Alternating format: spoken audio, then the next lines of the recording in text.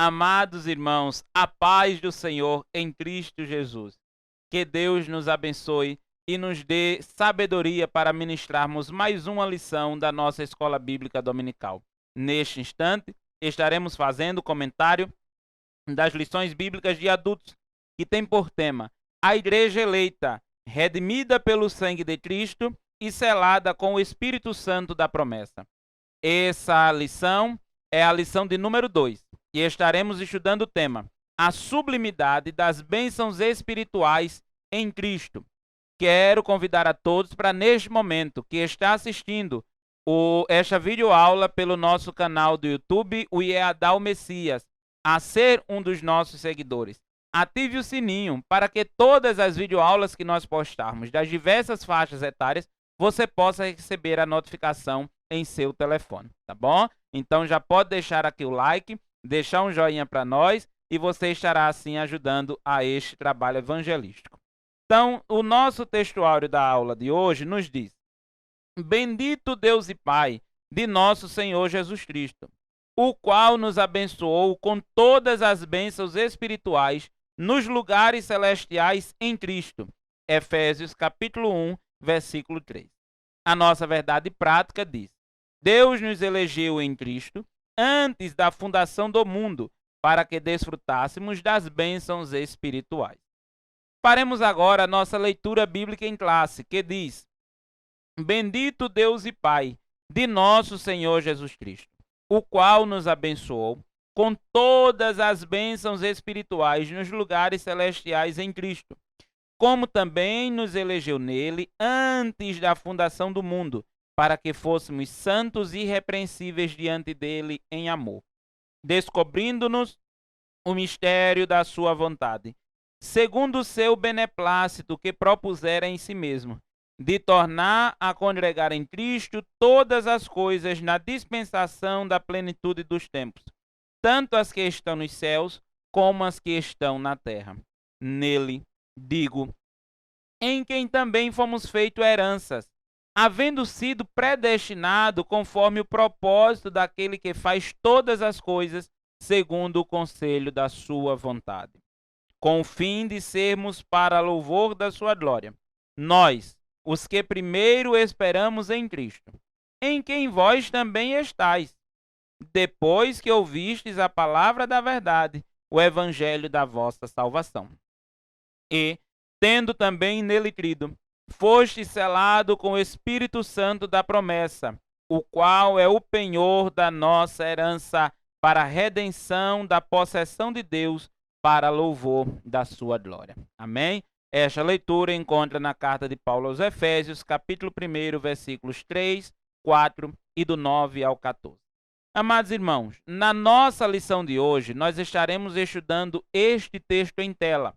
O texto será apreciado por nós neste momento e assim nós estaremos fazendo a explicação da lição de hoje. Amém? Veja, querido, que no versículo 3, o apóstolo Paulo, ele vai fazer uma das suas principais características de todas as suas cartas. Em todas as cartas paulinas, nós vemos Paulo começar com a saudação à igreja, a qual ele está enviando aquela carta, e em seguida ele faz um louvor de adoração a Deus para começar as recomendações daquela carta. Então veja que no versículo 1 e 2, Paulo saúda a igreja em Éfeso, como nós estudamos na semana passada na lição de número 1. E hoje, dos versículos 3 ao 14, Paulo ele começa dizendo bendito. Ou seja, bendito é uma palavra que vem do grego que significa eulogetos. São duas palavras, a palavra eu, que significa bem, e logetos, que significa falar. Ou seja, bendito significa falar bem, elogiar. Então, Paulo está dizendo, eu falo bem, eu elogio o Deus e Pai do nosso Senhor Jesus Cristo. Então, Paulo convida para que todos nós, ao lermos esta carta de Efésios, junto com ele, possamos bendizer ao nome do Senhor. E observe que Paulo nos convida a adorar o Deus que já nos abençoou. Observe o tempo verbal. Ele vai dizer, o qual nos abençoou com todas as bênçãos espirituais. Glória a Deus por isso. Então veja que quando Paulo fala isso, ele vai dizer no versículo 3 a fonte da bênção, a natureza da bênção e a esfera desta bênção. Ele vai dizer o quê? Bendito o Deus e Pai do nosso Senhor Jesus Cristo, o qual nos abençoou com todas as bênçãos. Ou seja, quem abençoa as nossas vidas é Deus. As bênçãos espirituais, ou seja, a natureza da bênção ela é espiritual. Nós recebemos estas bênçãos do campo espiritual da parte de Deus. E veja que ele diz que essas bênçãos estão nos lugares celestiais. Então, por que Paulo vai dizer que essas bênçãos espirituais nos lugares celestiais? A nossa cidadania é o céu. O nosso nome está escrito no céu. Nós somos do céu. O nosso Pai está no céu. E o nosso futuro é morar no céu. Glória a Deus por isso. Então vejam que nós temos bênçãos. Essas bênçãos são dadas por Deus. Essas bênçãos são espirituais. E essas bênçãos estão nos lugares celestiais. Mas observe que Paulo finaliza dizendo em Cristo. Ou seja, nós só recebemos essas bênçãos se estivermos em Cristo Jesus. Se estivermos firmados naquele que nos concede as bênçãos de Deus. Se eu estiver fora de Cristo, se eu não estiver em Cristo, eu não vou receber as bênçãos divinas. Então, querido irmão, você que está conosco acompanhando mais esta lição da Escola Bíblica Dominical, fica o meu conselho para você. Esteja em Cristo. É o melhor lugar para se viver. É o melhor lugar para estar. Jesus Cristo. Nós só podemos receber as bênçãos de Deus espirituais dos lugares celestiais se estivermos em Cristo. E é interessante que essa expressão, dos versículos 3 ao 14, qual nós estamos lendo, Paulo vai falar 11 vezes a expressão em Cristo. Sem Cristo nós não somos nada. Em Cristo nós somos mais do que vencedores. Louvado seja Deus por isso. Então, quando Paulo ele vai relacionar Deus com Jesus, as bênçãos são de Deus, mas nós recebemos através de Jesus, porque é Cristo que nos leva ao Pai. E se nós olharmos a partir do versículo 3, veja que Paulo vai fazer este versículo de adoração a Deus até o versículo 14 por uma santa inspiração do Espírito Santo. Um homem, na sua condição natural, ele não é capaz de fazer esta adoração que Paulo faz. Veja que Paulo, dos versículos 3 ao 14, ele faz um hino sem parar. Não tem ponto nestes versículos. São vírgulas ou ponto e vírgula. Por quê? O Espírito Santo deu esta inspiração. Paulo, agora é hora de louvar ao nome do Senhor. Escreva um hino de louvor ao Senhor Deus. E aí ele começa dizendo, bendito. Glória a Deus por isso. Nesses versículos, amados irmãos, nós vemos a relação da Santa Trindade. Se você ler esta passagem a qual nós estamos explicando, observe que dos versículos 3 a 6, Paulo vai falar da obra do Pai. Dos versículos 7 ao 12, Paulo vai falar da obra de Jesus. E os versículos 13 e 14, a obra do Espírito Santo. Então, Paulo vai fazer esta doxologia. Essa doxologia que é palavras de glória, palavras de exaltação. Segundo a nossa lição, uma manifestação de louvor e enaltecimentos a Deus através de expressões de exaltamento. Então, Paulo faz este louvor. E eu convido mais uma vez você, amado irmão, a adorar também ao nome do Senhor Jesus. Versículo 4 nos diz, como também nos elegeu nele, antes da fundação do mundo, para que fôssemos santos e irrepreensíveis diante dele em amor. Veja que, mais uma vez, Paulo vai utilizar a expressão em Cristo. Diz assim, como também Deus nos elegeu nele. Nele quem? Cristo. Então nós só alcançamos esta salvação através de Cristo Jesus. E esta escolha, esta eleição de Cristo pelas nossas vidas, nos leva a uma santidade. O próprio Jesus disse: vinde a mim como estáis. É verdade.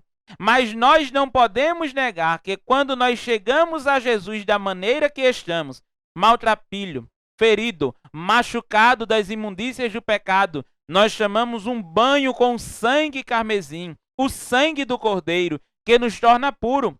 E a partir de agora, o crente em Jesus é convidado a deixar esta vida de pecado, a deixar esta vida de imundícia para buscar viver em santidade. Paulo diz: para que fôssemos santos e irrepreensíveis diante dele em amor. O amor que é desenvolvido em nós, o amor que nasce em nós, nos leva a uma santidade diante de Deus. Glória a Deus por isso. A partir do versículo 5, vai falar sobre a eleição e predestinação, que será o tema da nossa lição do domingo que vem. Por isso, mais uma vez, eu reforço a importância de você estar com o sininho ligado, seguindo o nosso canal, para que você receba também a próxima videoaula. Vamos para o versículo 9, que é o tema de hoje. Versículo 9 vai nos dizer: descobrindo-nos o mistério da sua vontade. Deus, em sua soberana vontade, em sua soberania, ele revelou os seus mistérios a nós. Por meio de quem? Jesus Cristo. Sem Jesus, nós não podemos entender esses mistérios de Deus na vida do crente, conforme o seu agrado. Veja que Paulo diz: descobrindo-nos o mistério da sua vontade, segundo o seu beneplácito, segundo o seu querer, que propusera em si mesmo. Deus não perguntou a mim ou a você se nós queríamos. Não, ele decidiu. Amados irmãos, quando nós pegamos a Bíblia, começamos a lê-la e entendemos ela, isso não vem da nossa capacidade, mas isso vem da inspirada interpretação do Espírito Santo na vida do crente. É por isso que nós, antes de lermos a Bíblia, devemos orar e dizer: Espírito Santo, revele para mim o teu querer nesse texto. Me inspire a entender as Sagradas Escrituras. Nós cremos que a Bíblia Sagrada é a inerrante, a infalível, a imutável palavra de Deus para o ser humano. E nós só podemos entender esse mistério não porque somos inteligentes, não porque temos leituras, mas porque Deus resolveu descobrir os seus mistérios para as nossas vidas. Mas nós só podemos chegar a esses mistérios através de Jesus Cristo. Ou seja, ter os segredos de Deus revelados em nossas vidas é por misericórdia dele mesmo e não por merecimento nosso. Faz-me lembrar agora o hino de número 542 da nossa harpa cristã, que diz: o mistério há tanto oculto, Deus em Cristo revelou. Ó, revelação de amor. Então, Deus, ele revela para nós os seus mistérios que estão guardados. E Deus, ele nos convida a, mesmo nesse período de quarentena, esse período de isolamento social, em que muitas igrejas estão fechadas, os irmãos não podem congregar, mas mesmo assim Deus tem segredos para nos revelar. Deus tem mistério para revelar ao seu povo, à sua igreja. Mas para isso nós precisamos, com humildade, debaixo da sagrada cruz, dizer: Jesus, me leve a Deus para que eu possa entender estes mistérios. No versículo 10, vai dizer: de tornar a congregar em Cristo todas as coisas, na dispensação da plenitude dos tempos, tanto as que estão nos céus, como as que estão na terra. É interessante que, se nós traduzirmos esta palavra para os originais dos manuscritos bíblicos, ou em outras traduções, como a Bíblia atualizada, ele vai dizer que essa expressão de tornar a congregar em Cristo, ele vai dizer de convergir em Cristo. O que é convergir? Juntar as partes. Juntar aqueles que estavam espalhados. Então, Deus, ele vai nos levar em Cristo a nos tornarmos convergidos. Nós que andávamos separados, cada um para o seu lado, estamos congregados, somos agora um só corpo, como o próprio apóstolo Paulo vai falar na carta aos Romanos e na carta aos Coríntios. Nós somos a noiva de Cristo, a igreja de Cristo, santa, pura e imaculada. E veja que ele vai dizer, na dispensação da plenitude do tempo. Essa dispensação que significa arranjo, administração, plano, mordomia. Plenitude fala de preenchimento por completo para todos. Glória a Deus por isso. Então, quando Paulo diz, nós vamos ser convergidos, nós vamos ser congregados em Cristo pela sua administração, pelo seu plano. E isso vai ser um preenchimento completo e para todos. Deus não leva a salvação por partes. Deus não leva a salvação pela metade, não. Nós recebemos a salvação por completa, no momento completo, em Cristo Jesus. E ele vai dizer, na plenitude dos tempos. É interessante que esse tempo aqui não é o tempo cronos, não é o tempo do ser humano. Esse tempo no escrito original é o kairos. O kairos que significa tempo de Deus, um tempo memorável, um tempo qualitativo. Não é um tempo de data, não é um tempo de sequência de anos, de que Cristo vai nos convergir, Cristo vai nos congregar em um período da história. Não, é no período que Ele quiser.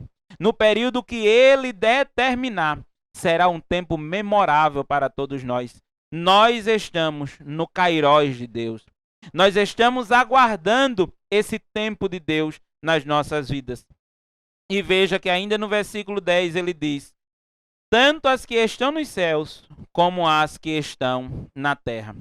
Versículo 11 vai nos dizer, nele, digo, em quem também fomos feito herança, havendo sido predestinado conforme o propósito daquele que faz todas as coisas, segundo o conselho da sua própria vontade.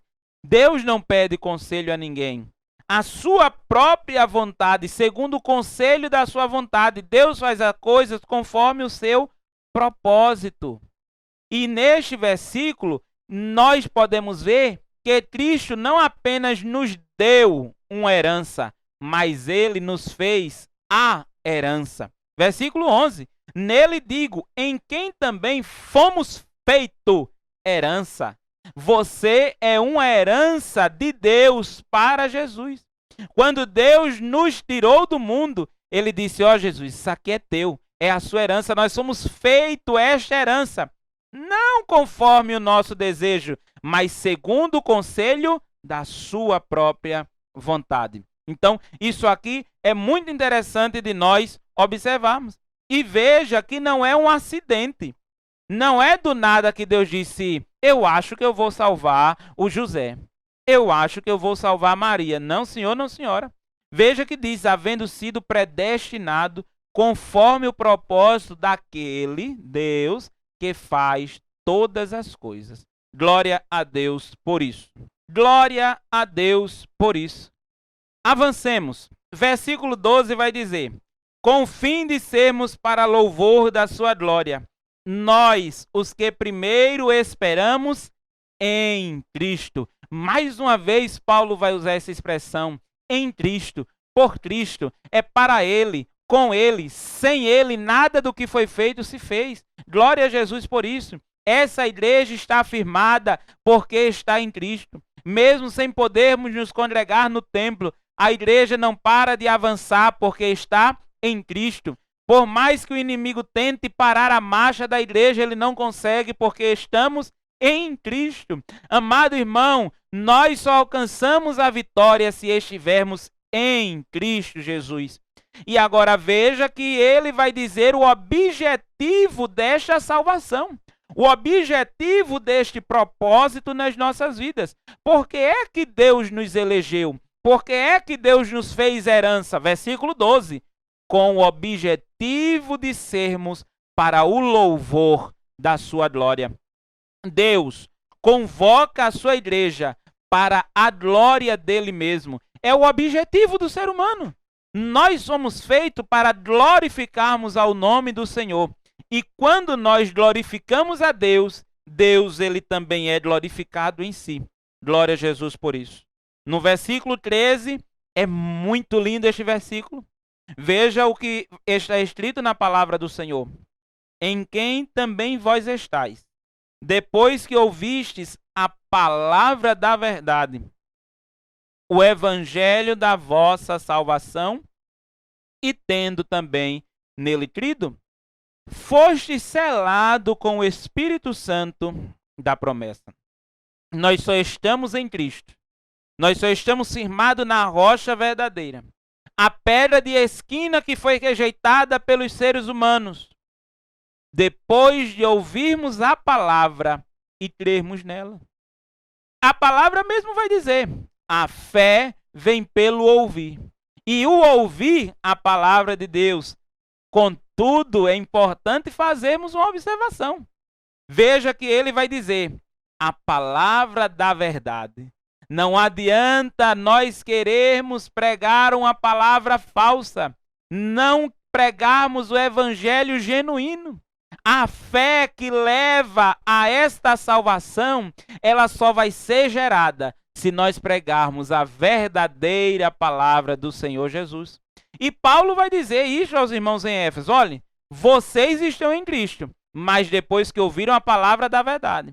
Então, é interessante que ele vai finalizar dizendo, vocês creram, por isso vocês estão em Cristo. E foste selado com o Espírito Santo da promessa. Mas o que é este selo? Precisamos prestar atenção nisso aqui. Nos tempos bíblicos, colocava-se uma cera morna sobre as cartas ou algum documento e em cima colava-se o selo do signatário. Mas por que era feito isso? Ou por que Paulo escreveu esta expressão que estamos selados? Porque você não pode violar uma carta que estiver selada, a não ser o próprio dono. Então, só quem vai tirar este selo e dizer, está na hora de você tomar posse do que eu tenho preparado para você, é o nosso dono, é Deus. O selo, ele indica originalidade. Eu não posso falsificar um documento que está selado. Por mais que tente, sempre vai ficar uma brecha aparecendo. Diz que a mentira tem perna curta. Então, por mais que o documento seja falsificado, uma hora esse documento é descoberto.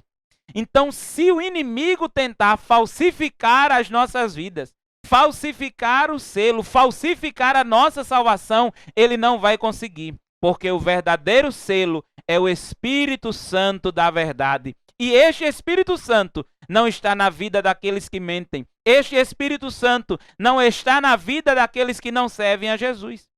Quando uma carta, um documento é selado, indica segurança. Você que está enviando uma carta para alguém e sela, você está tendo a segurança de que aquilo vai chegar intacto no seu objetivo final. Um selo indica autenticidade. O selo indica que aquele documento não é falso. O selo indica proteção de violação. Quando o inimigo tenta mexer nas nossas vidas, que ele chega perto, ele diz, não posso, está selado, tem dono, e só quem vai tirar este selo é Jesus Cristo no dia do grande juízo. Aleluia! E é incrível, amados irmãos, e eu dou glória a Deus por isso. Só se sela coisas importantes. Você não vai colocar o selo em um bilhete. Você não vai colocar o selo em uma lista de compra que uma esposa dá para o marido ir para o supermercado fazer as compras para ela. Você não vai selar um documento desse porque isso não tem importância. Na verdade, isso nem é um documento. Nós só selamos coisas importantes.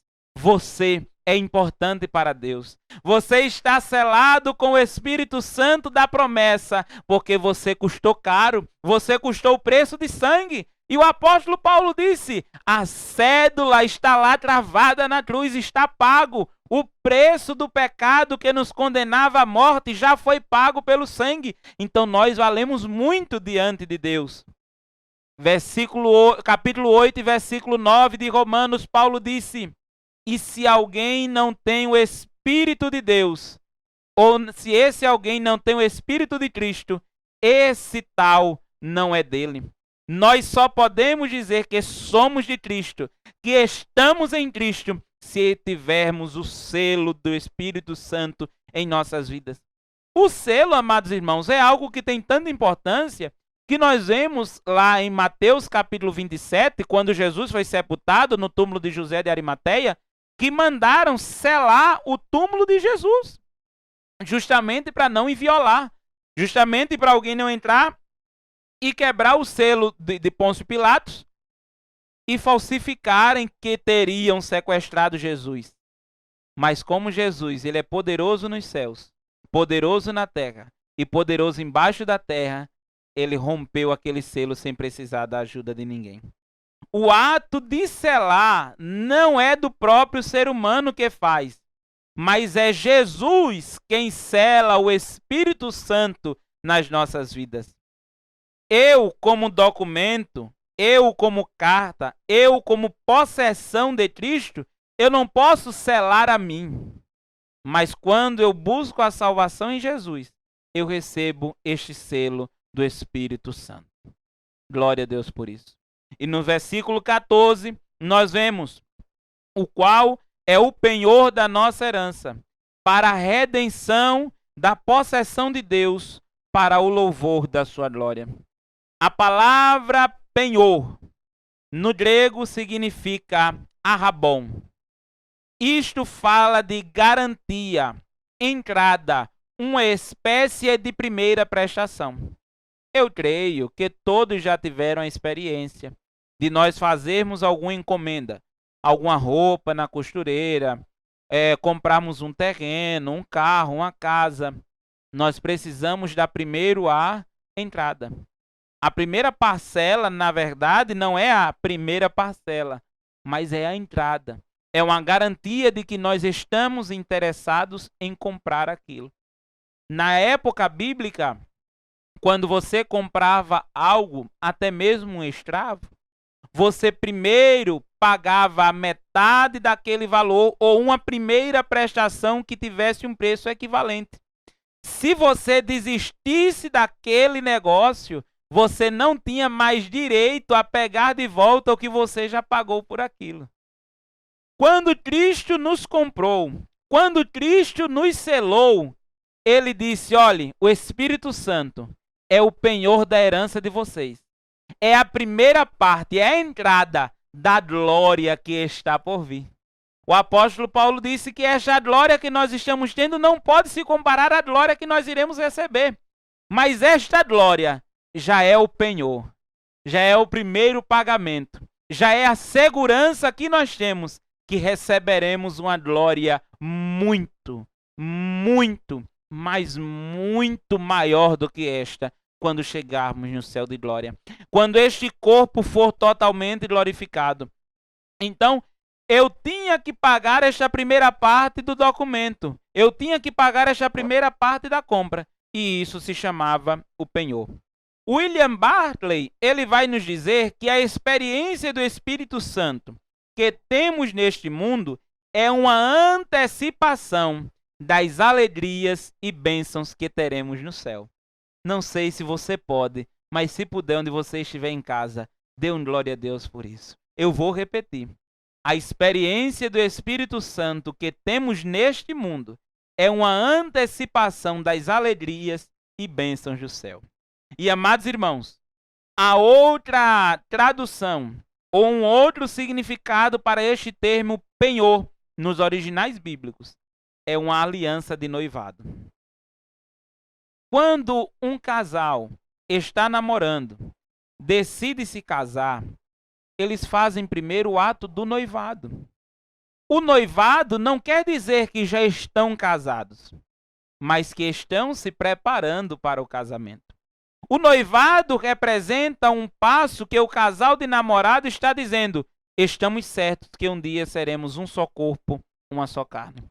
Então, esta aliança de noivado que Cristo fez com a igreja, ele está dizendo, olha, eu já estou organizando o nosso casamento. Aleluia, louvado seja Deus por isso.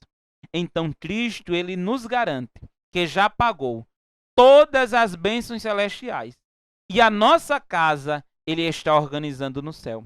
Breve, acontecerá o grande casamento da noiva de Cristo com Cristo. Brevemente, nós escutaremos o soar da trombeta e iremos para o céu, para as grandes bodas do Cordeiro. Glória a Deus por isso. O qual é o penhor, ou seja, o Espírito Santo é este penhor da nossa herança, para a redenção da possessão de Deus. A redenção, meus queridos, nós podemos resumi-la que ela tem 3 estágios. O primeiro estágio da redenção na vida do crente é a justificação, quando nós já fomos redimidos. O segundo estágio é o estágio da santificação, quando nós estamos sendo redimidos. E o terceiro e último estágio é o estágio da glorificação, quando nós seremos totalmente redimidos. Ou seja, nós já fomos redimidos através da justificação. Estamos sendo redimidos através da santificação. E seremos totalmente redimidos através da glorificação no dia do arrebatamento da igreja de Cristo. Então, nós temos essa primeira parcela paga. Nós temos o sinal de entrada, a garantia, que é o Espírito Santo nas nossas vidas, que um dia nós iremos para o céu. Nós já estamos na etapa da redenção, que é a justificação e a santificação. E Paulo vai encerrar este belíssimo louvor a Deus dizendo, para o louvor da sua glória. O nosso objetivo é glorificar a Deus. E o objetivo de Deus é ser glorificado. Cristo, ele nos redime. Cristo, ele nos deu o Espírito Santo como penhor.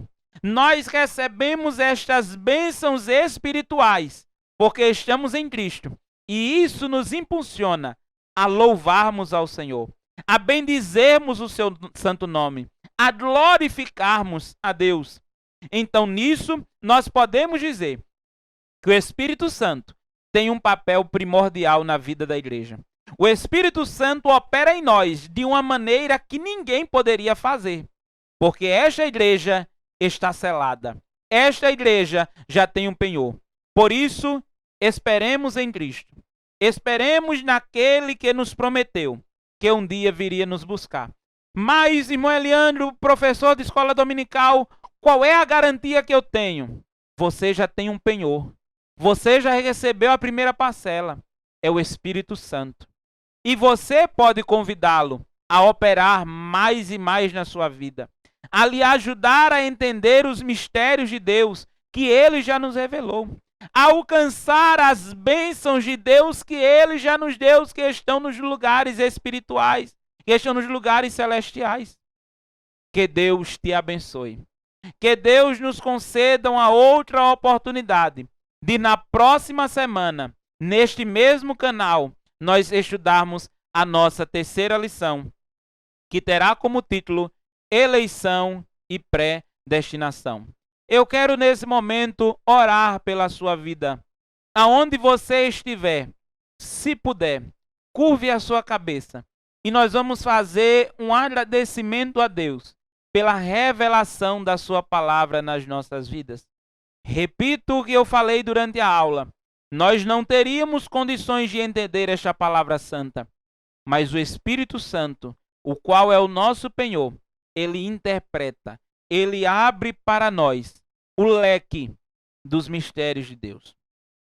Querido Deus e amado Pai, estou eu neste momento, Senhor, transmitindo esta aula para os teus servos.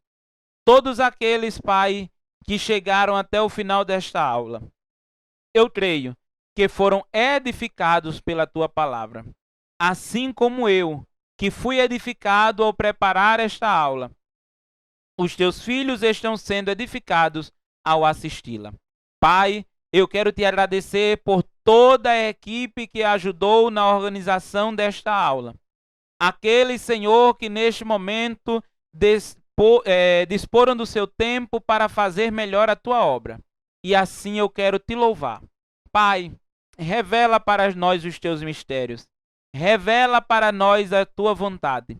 E que nós, Senhor, possamos entender qual é a tua vontade em nossas vidas, pois ela é boa, é agradável e é perfeita.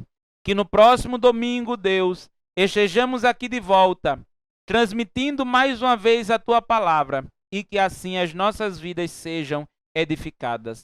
É o que nós te agradecemos, não só hoje, mas sempre, em nome de Jesus. Amém.